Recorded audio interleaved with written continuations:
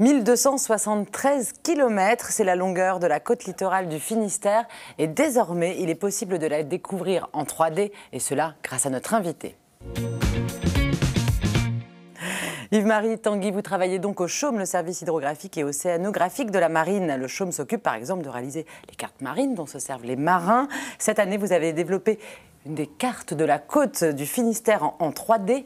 Pourquoi? D'où est né ce projet? Alors, il est né en fait de la volonté du conseil départemental du Finistère, qui a été maître d'ouvrage sur une opération en 2012-2013 pour acquérir par lidar bathymétrique aéroporté avec donc l'assistante technique du CHOM. Finalement, lidar hydrométrique aéroporté. Je vais vous expliquer. Vous êtes subliné. On va en fait acquérir un ensemble de mesures sur tout le littoral et on va en faire finalement un socle de données géographiques de référence.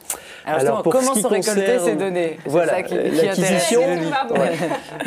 En fait, si on emploie un petit peu le terme consacré, lidar, c'est plus simplement laser. On va envoyer un signal lumineux de couleur verte pour qu'il pénètre dans l'eau. Alors, c'est pas la guerre des étoiles, mais il se trouve qu'il y a des lasers rouges, il y a des lasers verts. Voilà, les lasers rouges, on va dire que c'est plutôt à terre pour la topographie.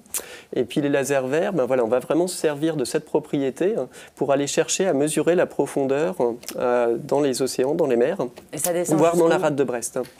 Alors, à l'extérieur de la rade, on a atteint les 20 mètres de profondeur. On a même atteint pratiquement 40 mètres sur l'île de Sein. Après, en rade de Brest, il se trouve que la limpidité de l'eau est un petit peu moindre. Là, on a atteint simplement 10 mètres de profondeur. Alors, qu'est-ce que ça a révélé ? Alors beaucoup de choses, puisque finalement on a du coup une vision complète de notre littoral et surtout une continuité terre-mer. Donc en termes d'anecdotes, ce qui était un petit peu inattendu, ça a été par exemple des pièges à poissons du Paléolithique sur l'archipel de Molène. Que personne n'avait jamais vu. On s'en doutait, on sait que c'était des archipels qui étaient peuplés, mais là ça a permis de les mettre à jour et de compléter du coup les mesures. Également sur l'archipel des Glénans, on avait toute une zone de merle, donc on va dire des déchets biologiques en décomposition qui peuvent être exploités. Là, avec l'ITO 3D, on est capable d'en faire un cubage, voir ce qui a réellement été exploité sur les années passées. 10-20-40 mètres, pardon, 10-20-40 mètres, c'est... Par rapport à la profondeur des mers, on est sur Alors on est vraiment, c'est les zones qu'on appelle très côtières. Il faut bien voir que dans ce programme LITO 3D, habituellement à terre, on a donc une production de données qui est faite par l'IGN, les fameux lasers rouges. Côté mer, on a plutôt les bâtiments de la marine, les navires qui travaillent avec des sondeurs acoustiques. Et souvent, c'est justement plutôt à partir de 40 mètres pour des questions de sécurité de navigation. Donc finalement, là, avec ce fameux laser vert, on vient vraiment combler le trou qu'on a sur notre littoral. Qui ça peut intéresser, excuse-moi, qui ça peut intéresser comme entreprise, par exemple ? Alors, tous les bureaux d'études, on a par exemple au niveau du Finistère tout un développement de l'économie bleue.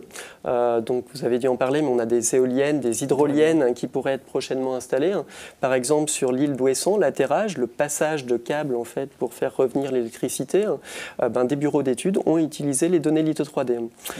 Ça, c'est voilà, au niveau privé, au niveau des institutionnels, pour tout ce qui est par exemple des directions départementales des travaux maritimes, pour leurs ouvrages de protection portuaire. Ils utilisent également les données LITO 3D. Pareil dans le cadre d'un plan anti-pollution maritime, le plan Polmar, pour savoir où placer de manière effective les bouées, LITO 3D peut être utilisé. Est-ce qu'il peut y avoir des applications développées pour les pêcheurs à pied, les plaisanciers? Alors voilà, les particuliers. Parce que tout le monde a accès, je crois qu'il faut le dire, c'est des informations. C'est extrêmement tout le monde y a important. accès gratuitement. Voilà, c'est vraiment l'un des buts de l'ITO 3D, c'est que ce soit diffusé le plus largement possible. Vous parliez tout à l'heure en fait d'économie numérique. On est en plein dedans avec le conseil départemental du Finistère. On diffuse sous licence Open Data. Et donc effectivement, pour le particulier, s'il veut avoir une meilleure vision de son coin de pêche à pied, c'est ce qu'il voulait savoir, il Frédéric. peut effectivement le télécharger. Et puis s'il a... si il acquiert au fur et à mesure des petites compétences en système d'information géographique. Hein. Il peut même regarder ça en 3D et faire ses propres Et pour les surfeurs, comme Benjamin Bréon aussi, ça fonctionne. Décidément, ouais. Et pour la pêche tout court, hein, parce que pour repérer les coins à barres... Alors, on parlait... sans vouloir en balancer, bien sûr. Mais, on parlait par exemple de l'île de Sein. C'est un coin fameux donc, pour le bar. Hein. Très clairement, cette vision complète sur le raz de Sein, on ne l'aurait jamais eu sans litho 3D. Hein. Et c'est remis à jour? Alors pour l'instant au Finistère, non. Fixe. Dans d'autres régions, par exemple comme le Languedoc-Roussillon dans le sud de la France, il y a effectivement déjà eu des réactualisations parce que eux ils sont sur un littoral sableux très évolutif. Donc il est possible effectivement que dans les années à venir, avec le Finistère, effectivement on reparte sur une réactualisation. L'objectif c'est d'étendre la mesure aussi à la région, c'est ça? Alors le reste de la Bretagne, effectivement, ce serait souhaitable.